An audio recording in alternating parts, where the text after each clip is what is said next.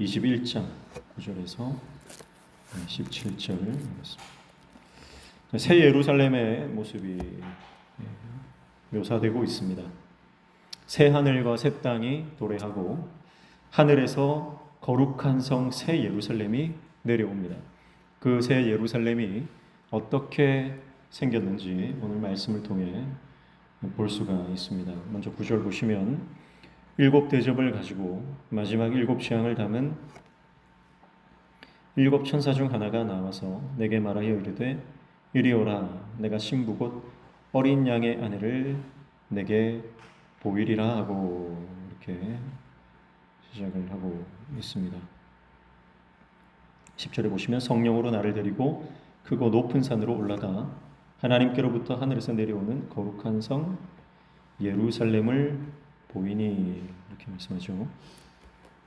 새 예루살렘은 그리스도의 신부다.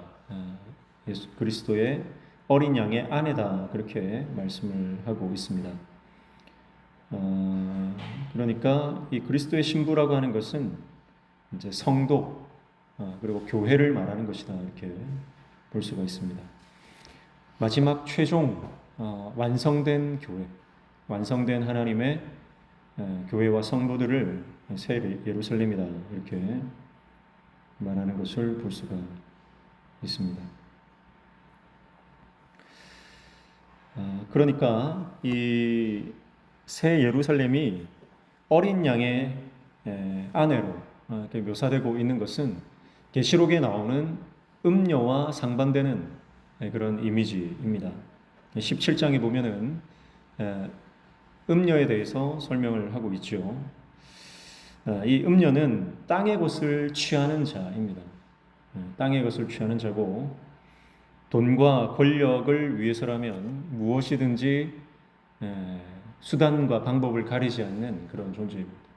이 땅에서 잘 먹고 잘 살고 이 땅에 소망을 두고 살아가는 이 땅에 속한 자, 음녀입니다. 이 음녀는 품위도 없고 지조도 없는 존재라고 볼 수 있습니다. 그리고 일시적이고 또 단편적인 가치를 위해서 살아가는 존재다 이렇게 볼 수 있죠. 그러나 21장에 나오는 이 어린 양의 신부는 하늘의 것을 구하는 자입니다. 하늘의 것을 구하고 일시적인 것이 아니라 영원한 것, 단편적인 것이 아니라 영속적인 것을 추구하며 그것을 위해서라면 자신의 목숨까지도 희생할 수 있는 그런 품위를 가지고 살아가는 존재입니다. 그래서 새 예루살렘의 첫 번째 모습은 바로 이 거룩함, 정결함, 예수 그리스도의 신부로서 순결함이 그 첫 번째 모습이다. 그렇게 볼 수가 있습니다. 그러니까 교회는 거룩해야 합니다. 성도는 거룩해야 합니다. 거룩하다라고 하는 것은 주님을 닮아가는 것이고 예수 그리스도를 닮아 예수님께서 말씀하신 그 명령을 따라 준행하는 삶입니다. 그래서 그의 나라와 그의 의를 구하며 하나님의 영광을 위해서 먹든지 마시든지 무엇을 하든지 하나님의 영광을 위해서 살아가는 존재가 바로 거룩한 어린 양의 신부입니다. 그래서 이 땅의 것에 가치를 두지 않고 영원한 하나님의 나라에 소망을 두고 살아가는 존재입니다. 계시록이 계속해서 말씀하는 게 뭡니까? 계시록을 통해서 끊임없이 강조하고 있는 것이 영원한 것. 이 땅의 것은 영원하지 않다는 것입니다. 이 땅의 것은 있다가 사라질 것이다라는 것입니다. 이 땅에 있는 것은 잠시 누리다가 더 이상 얻을 수 없는 사라져버리는 안개와 같은 것이다라고 말씀하는 것입니다. 그러나 하나님의 교회는 영원합니다. 하나님의 교회는 이 땅에서는 핍박을 받을지 모르지만 결국은 새 예루살렘, 완성될 하나님의 나라로 결국은 최후 승리를 얻게 될 것이다 라고 하는 것입니다. 그러니까 이 땅의 음녀의 가치를 따라 살지 말고 어린 양의 신부로서 거룩하고 순결한 삶을 살아가는 것이 바로 이 땅의 성도와 교회의 모습인 것입니다. 저와 여러분의 삶이 거룩해지시기를 축복합니다. 우리 교회가 거룩한 하나님의 교회 되기를 축복합니다. 우리가 거룩함을 지켜야 합니다. 우리가 하나님 앞에 영적인 순결을 지켜야 합니다. 그렇지 않으면 우리는 어린 양의 신부의 자격을 상실하게 되는 것입니다. 그래서 첫 번째가 거룩입니다. 거룩한 하나님의 종, 거룩한 어린 양의 신부로 순결하게 이 땅을 살아가야 합니다. 땅의 것에 물들고 이 땅의 음란한 것에 취하지 말고 영원한 것에 가치를 두고 영적인 것을 얻기에 힘쓰는 저와 여러분 되시기를 축복합니다. 땅의 것에 열심을 내지 말고 하늘의 것에 열심을 내는 저와 여러분 되시기를 주님의 이름으로 축복합니다. 거룩해야 합니다. 전에도 말씀드렸지만 거룩이라고 하는 단어는 교회 안에서만 씁니다. 세상 사람들은 거룩이라는 단어 자체를 언급하지 않습니다. 거룩하게 살아야 할 이유도 모르고 거룩하게 살아야 될 그 목표가 없기 때문에 그렇습니다. 그들은 거룩과는 거리가 먼 삶을 살아갑니다. 그래서 거룩이라고 하는 이 단어가 교회 안에서만, 우리가 하나님의 자녀들이 쓰는 가장 귀한 단어 중에 하나고 그 단어가 우리 삶에 실제되어야 합니다. 그래서 오늘 저와 여러분의 삶이 하나님 앞에 거룩한 삶으로 살아가는 우리의 모습 되기를 축복합니다. 그리고 11절 보시면 하나님의 영광이 있어 그 성의 빛이 지극히 귀한 보석 같고 벽옥과 수정같이 맑더라, 그렇게 말씀을 합니다. 자, 새 예루살렘, 하나님의 뭐가 있다고요? 영광이 있다, 그렇게 말씀을 하고 있습니다. 하나님의 영광. 자, 여러분이 하나님의 영광이 그 성의 빛, 영광이 있어서 성이 빛나는데요, 정말 지극히 귀한 보석 같고 벽옥과 수정같이 맑더라, 그렇게 했습니다. 자, 무슨 말이에요? 하나님의 나라 새 예루살렘이 보석이라는 말이 아니고 하나님의 영광이 있기 때문에 보석같이 빛난다, 그 말입니다. 이 말은 무슨 말이냐면 새 예루살렘의 영광은 보석 때문이 아니라 하나님의 임재가 있기 때문이다, 그런 말이에요. 하나님의 임재. 물론 하나님의 나라도 온갖 찬란한 보석으로 설명되어집니다. 그래서 오늘 17절까지 읽었지만 18절 이하에 보면은 각종 보석의 이름들이 계속 나오고 있는 것을 볼 수가 있습니다. 보석이 없는 게 아니에요. 물론 이 보석의 의미, 해석, 그거는 이제 다 다양하겠지만 구약에서 나오는 그 개념을 가지고 온 것이죠. 그 모든 보석은 누구를 가리키는 거예요? 제사장에게 있는 어떤 그 보석들, 제사장 에봇에 있는 그 모든 그 보석들은 바로 하나님의 그 영적인 의미, 그리고 결국은 예수 그리스도를 상징하는 것 아닙니까? 그러니까 보석이 중요한 게 아니고 보석이 있다고 해서 영광스러운 것이 아니라 하나님의 임재, 하나님의 영광이 있기 때문에 예루살렘 교회가 영광스럽다는 것입니다. 어떻게 그걸 알 수 있냐면 방금 음녀에 관한 이야기가 17장에 있다고 말씀드렸는데 17장에 한번 가보세요. 17장, 계시록 17장에 보시면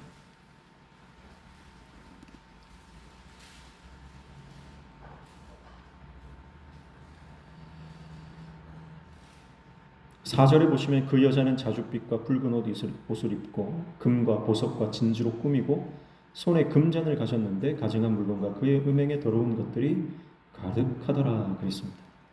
자, 음녀가 가진 것도요, 각종 화려한 보석들, 금으로 된 것들, 정말 화려하고 아름다운 것들로 치장을 하고 있는 것을 볼 수가 있습니다.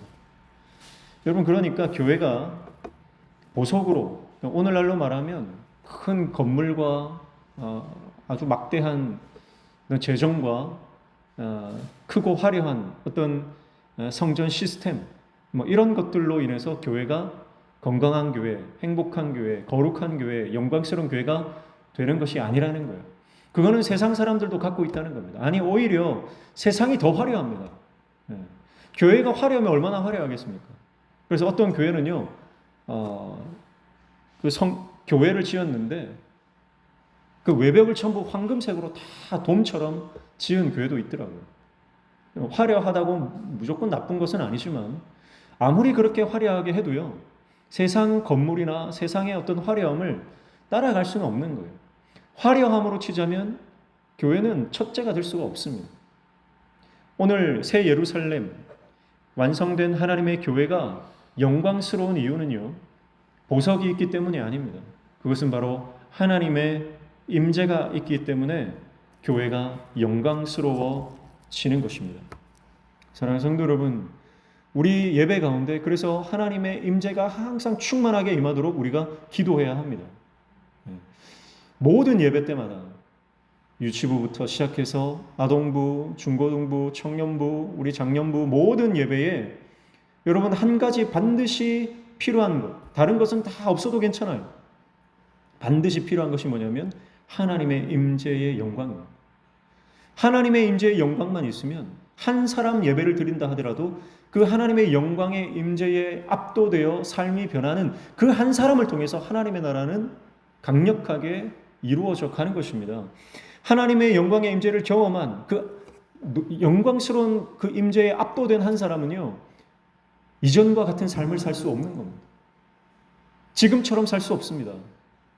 옛 습관대로 살 수 없습니다.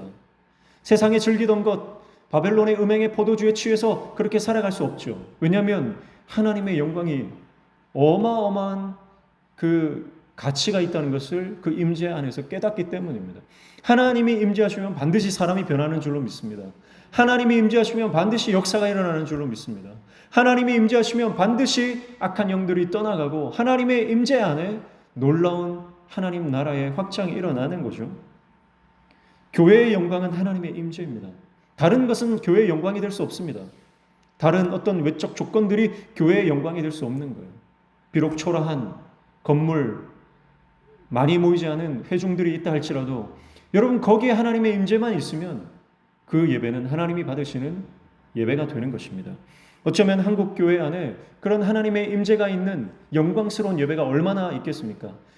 북한 성도들은 제대로 된 예배당도 없고 지하교회라고 하는 것은 숨어서 드리는 교회를 말하는 거예요. 다 동굴이나 가정이나 어떤 창고나 뒷산이나 이런 데 숨어서 예배를 드립니다. 그러나 거기에는 하나님의 강력한 임재가 있다고 봅니다. 진짜 교회의 영광은 하나님의 임재입니다. 우리 교회에 하나님의 임재가 떠났다면 더 이상 우리 교회는 교회로서의 의미는 없는 것입니다. 그래서 여러분 우리의 가정과 우리의 교회에 하나님의 강력한 임재가 떠나지 않는 영광스러운 교회 되어야 될 줄로 믿습니다. 그래서 어떤 교회가 하나님의 영광이 임재하는 교회냐? 그건 한 가지예요. 예수 그리스도 어린 양이 높임받는 교회입니다. 어린 양이 선포되고 예수 그리스도 그 복음이 증거되며 예수님만 높임받는 교회, 그 교회가 하나님의 임재의 영광이 있는 교회입니다. 사람이 높임받는 교회에는 절대 하나님의 임재가 있지 않습니다. 사람이 주인된 교회는 절대 하나님의 임재가 없습니다. 사람이 주장하는 교회는 절대 하나님의 임재가 없습니다. 하나님이 역사하시던 교회도 사람이 주인 되는 순간 하나님의 임재는 떠나가시는 것입니다. 아무리 교회가 크고 화려하고 수많은 사람이 모였다 할지라도 사람이 높임받고 사람이 주인되고 예수 그리스도의 이름이 감추어져 있다면 여러분 그 교회는 사람의 교회지 하나님의 교회가 아닌 것입니다. 제가 아는 어떤 교회는 그 교회 주인이 장로님이에요. 장로님이 그 교회를 개척하고 성도들도 다 그 장로님이 다 전도를 했어요. 그 장로님 때문에 생긴 교회입니다. 그래서 목사를 세우는데 목사는 그냥 들러리예요. 장로님 마음에 안 들면 목사님은 그냥 바로 모가지 됩니다. 그렇게 해서 몇 번이나 목회자가 교체되는 것을 가까이서 봤습니다. 장로가 주인 교회죠. 그런 교회는 하나님의 영광의 임재가 없습니다. 선교도 많이 합니다. 헌금도 많이 합니다. 봉사도 많이 합니다. 얼마나 많이 하는지 몰라요. 그런데 사람이 주인되어 있으면 절대 하나님께서 인정하시는 영광스러운 교회는 될 수 없다는 것.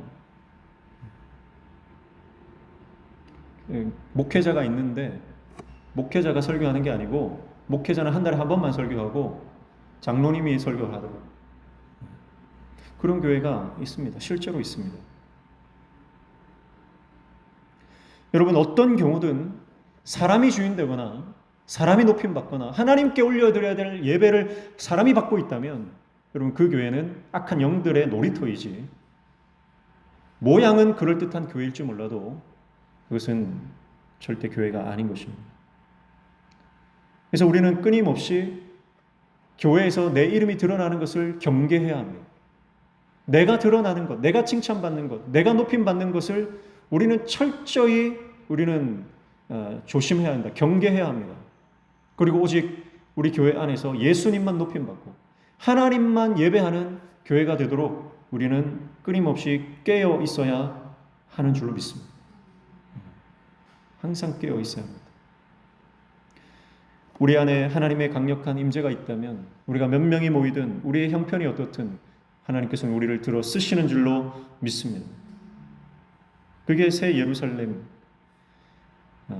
하나님께서 최종적으로 승리한 교회의 모습으로 우리에게 제시하고 있는 비전입니다.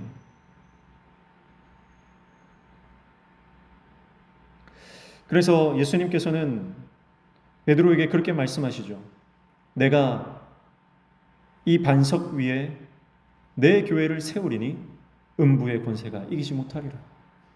그렇게 말씀하셨습니다. 내가 이 반석 위에 교회를 세우겠다. 이 반석은 뭐죠? 베드로의 신앙 고백이죠. 그러니까 다르게 말하면 내가 이 고백 위에 내 교회를 세우겠다, 그렇게 말했어요. 그러니까 교회는 누가 세우시는 거예요? 사람이 세우는 것이 아니에요. 교회는 예수님이 세우시는 겁니다. 우리가 하는 일은 뭐죠? 우리가 할 일은 고백하는 겁니다. 믿음을 고백하는 거예요.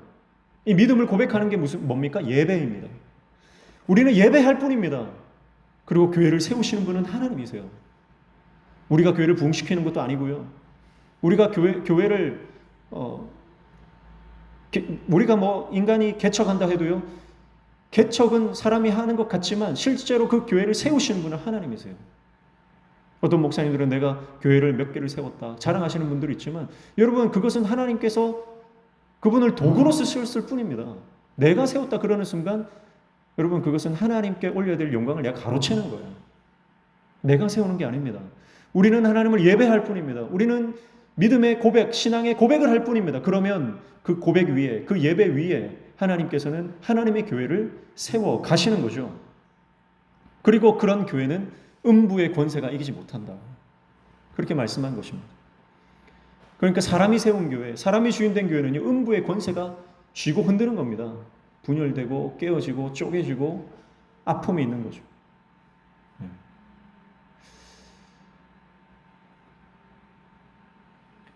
우리 명신교회도 주님께서 세우시는 줄로 믿습니다. 목사가 세우는 게 아니고, 장로님이 세우는 게 아니고, 기도 많이 하는 권사님이 세우는 게 아니고, 교회는 주님이 세우시는 거예요. 교회는 주님만이 세우시는 겁니다.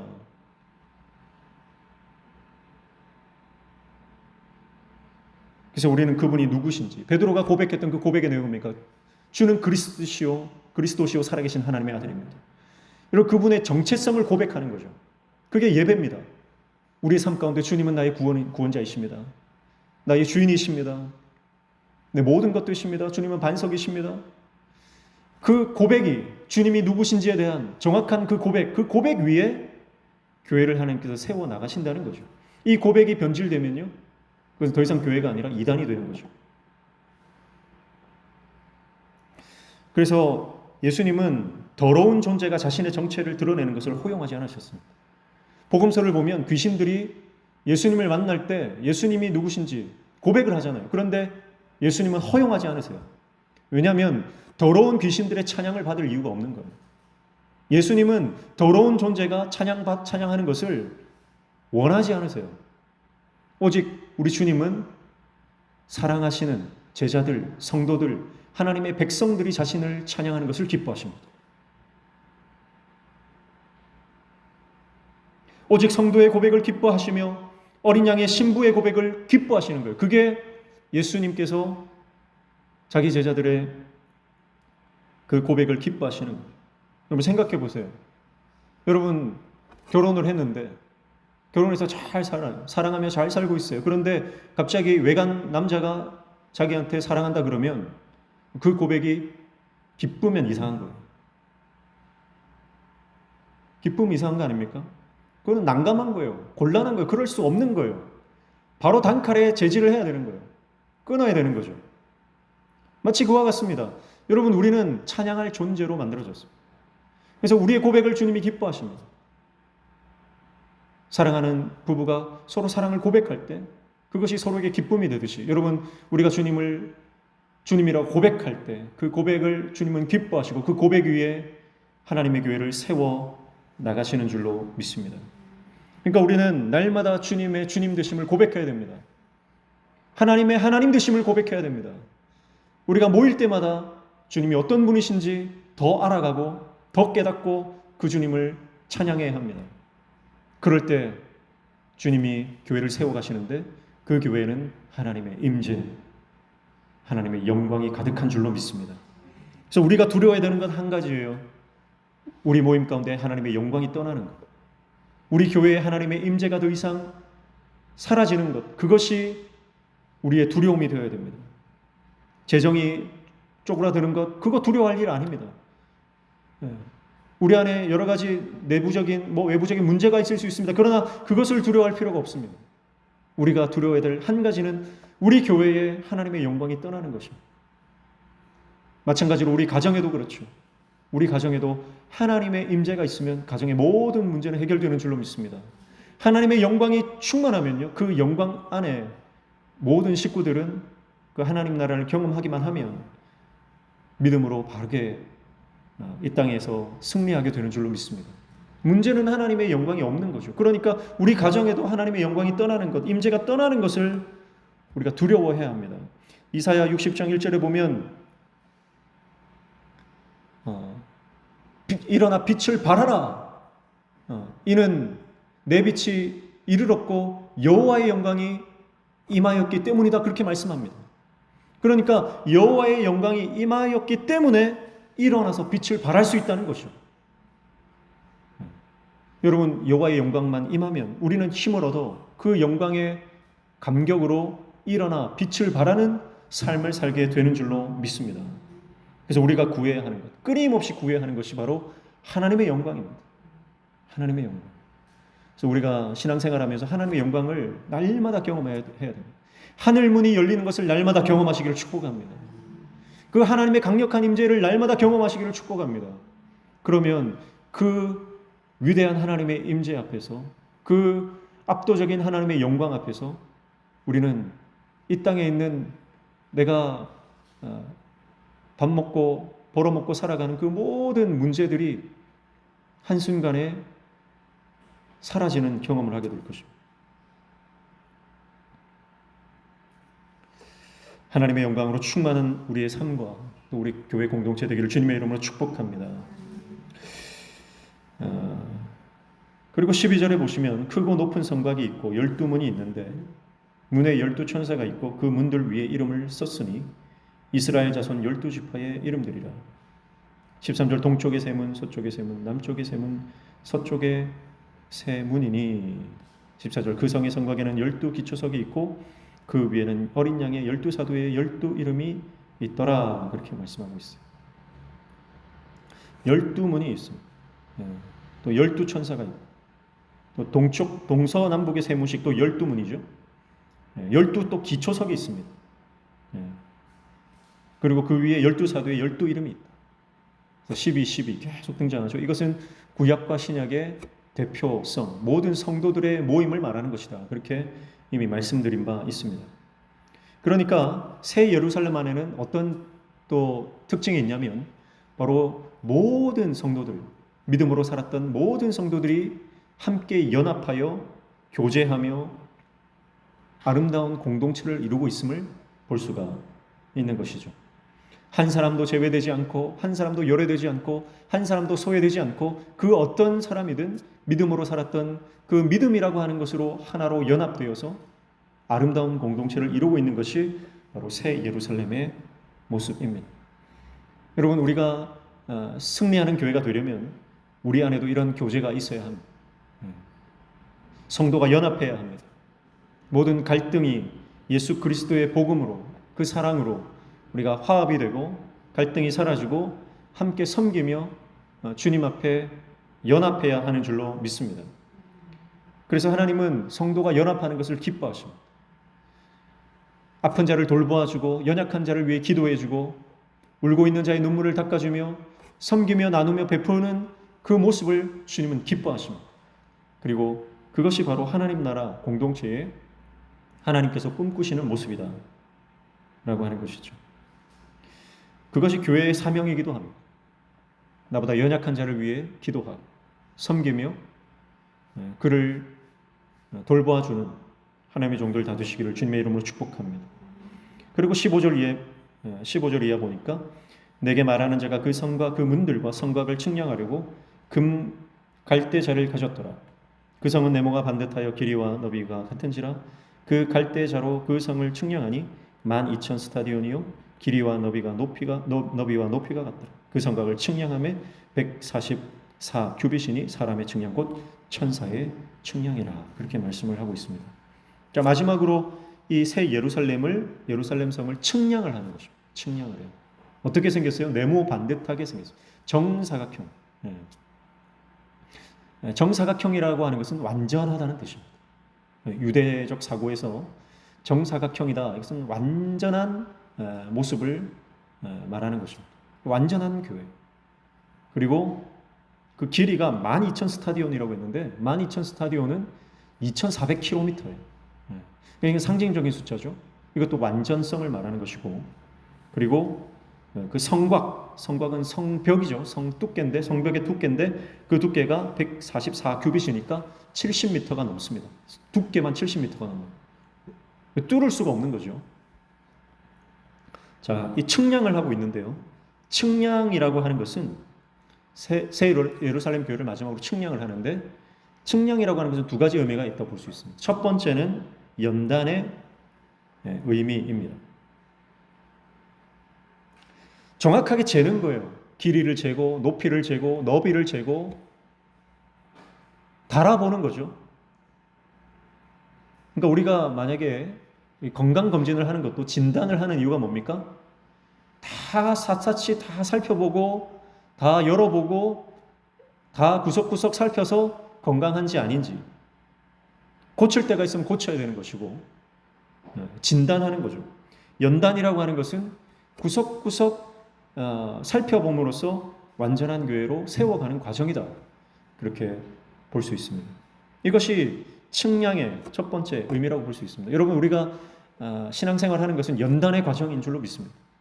그래서 연단하는 이 과정 가운데 우리가 하나님께서 우리의 삶을 측량하시는 거예요. 하나하나 다 구석구석 살피시고 측량하시는 그 과정, 연단의 과정이 반드시 있다. 그러나 그 연단의 과정은요, 믿음의 사람들에게는 심판의 과정이 아니라 구원의 과정이 될 것이고요, 믿음이 없는 자에게는 심판의 과정이 될 것이다 라고 하는 것입니다. 그래서 구원과 심판은 항상 동시에 일어나. 마지막 날 예수님께서 재림하셔서 이 땅에 재림주로 오실 때 구원과 심판이 같이 일어나죠. 그러나 믿음의 사람에게는 그것이 예수님의 재림이 구원이 될 것이고, 믿음 없이 살아가는 자들에게는 예수님의 재림이 심판의 사건이 되는 것이죠. 그리고 두 번째 이 측량의 의미는요, 바로 보호하심을 의미하는 것입니다. 보호하심. 여러분 만약에 땅이 있으면요, 그 땅을 재보지 않겠습니까? 내가 어떤 땅을 받았다. 그럼 그 땅을 가만히 놔두나요? 내가 땅이 생겼으면 그 땅을 만약에 샀다 그러면 어떻게 합니까? 측량을 하죠. 정확하게 이 땅이 얼마의 크기인지, 면적이 얼마나 되는지 정확하게 측량을 합니다. 측량하는 이유가 뭡니까? 내 거니까 측량하는 거예요. 이제 내게 됐으니까 이제부터 이건 내 땅이고 내가 지키고 내가 가꾸고 내가 돌봐야 되는 내 소유라는 뜻이에요. 그러니까 새 예루살렘 성을 측량하고 있는 것은 하나님께서 자기 백성을 이제 너는 내 거다. 너는 내 소유다.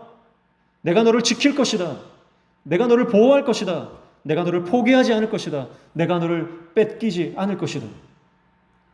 어린 양의 신부, 예수 그리스도의 아내 된 성도들을 이제는 더 이상 내가 악한 영에게 빼앗기지 않을 것이다. 내가 너를 지킬 것이고 내가 너와 함께 할 것이고 내가 너를 붙들어 줄 것이다. 그것이 측량하는 것의 의미입니다. 사랑하는 성도 여러분, 오늘 이것이 저와 여러분을 향한 예수 그리스도의 마음인 줄로 믿습니다. 주님은 우리를 향해 너는 내 거라고 말씀하고 계세요. 내가 너를 측량했다. 내가 너의 모든 삶, 너의 모든 아픔도, 너의 기쁨도, 너의 삶의 모든 고생했던 것도, 흘렸던 눈물도 내가 다 측량하고 있다. 내가 다 재고 있다. 내가 달아보고 있다. 내가 너를 잊지 않고 있다. 내가 너를 관심 두고 있다. 그것이 측량하는 것입니다. 사랑하는 성도 여러분, 주님이 우리를 그렇게 보고 계시기 때문에 우리는 포기하거나 절망할 이유가 없는 줄로 믿습니다. 주님이 우리를 측량하십니다. 인치는 것과 같은 거죠. 하나님께서 자기의 인감 도장을 가지고 와서 우리 삶에 쾅 도장을 찍어주시면 우리는 더 이상 빼앗기지 않는 존재, 더 이상 우리는 소외되거나 버림받은 존재가 아니라는 거예요.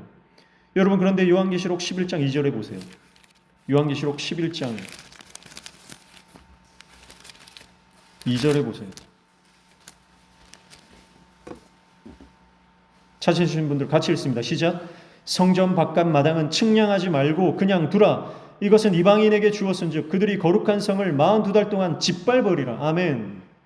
성전 바깥 마당은 측량하지 말라는 거예요. 측량하지 말라는 게 뭐예요? 그것은 이방 땅이다. 내 관심은 바뀌다. 내가 그걸 버렸다 이 말이에요. 여러분, 하나님께서 우리를 포기하지 않았기 때문에 측량하시는 것입니다. 우리를 버리지 않으셨기 때문에 측량하시는 것입니다. 하나님의 지대한 관심, 가장 큰 관심이 저와 여러분이기 때문에 하나님은 우리를 측량하신다라고 하는 것입니다. 더 이상 내 것이 아니라면, 더 이상 관심이 없다면, 내가 버렸다면 측량할 이유도 없고 측량할 가치도 없는 것입니다. 그러나 주님은 우리를 측량하실 만큼 우리에게는 가치가 있고 관심이 있고 우리를 그만큼 사랑하신다는 의미가 되는 거죠. 사랑하는 성도 여러분, 주님이 우리를 사랑하십니다. 그것이 우리가 다시 일어나 뛰어나갈 이유가 되는 것이고, 주님이 우리를 사랑하시는 것이 우리가 다시 일어나 세상 가운데 빛을 발해야 하는 동기가 되는 것입니다. 우리의 삶의 원동력이 어디서 나옵니까? 돈도 아니요, 건강도 아니요, 지식도 아니요, 인간관계도 아니요. 우리 삶의 유일한 원동력, 그것은 하나님의 사랑, 그 은혜인 줄로 믿습니다. 그래서 그 은혜로 충만한 사람은요, 다시 일어나 뛰어갑니다. 그 은혜로 충만한 사람은 시험의 자리에서 다시 그 절망의 자리를 뛰쳐나와 사명의 자리로 나아가게 되는 것입니다. 사람 때문에 시험 들고 사람 때문에 상처받는 것, 그것은 비일비재한 일상다반사입니다. 여러분, 그 일을 겪지 않는 사람이 어디 있습니까? 그러나 아픔과 상처와 실망과 좌절과 여러 가지 고민들 가운데 있다 할지라도 여전히 주님이 우리를 사랑하시고 여전히 주님이 우리를 관심 가지시고 여전히 주님이 우리에게 은혜 베푸신다면 우리는 포기할 이유가 없는 줄로 믿습니다. 사랑하는 성도 여러분, 오늘 새 예루살렘을 통해서 우리는 하나님께서 최종적으로 완성하실 교회가 어떤 교회인지를 우리는 하나님의 비전을 보게 됩니다. 새 예루살렘 교회, 거룩한 교회입니다. 순결한 교회입니다. 하나님의 영광의 임재가 있는 교회입니다. 연단이 있지만 하나님의 사랑과 은혜와 보호하심이 있는 교회입니다. 아름다운 교제로, 아름다운 공동체로 세워져가는 교회입니다. 오늘 저와 여러분의 삶과 우리 교회 공동체가 이러한 계시록에서 우리에게 말씀해주고 있는 이 비전이 저와 여러분의 꿈이 되고 그렇게 완성되어져가는 우리의 삶, 우리 교회 공동체 되기를 주님의 이름으로 축복합니다. 함께 찬양하겠습니다. 찬송가 382장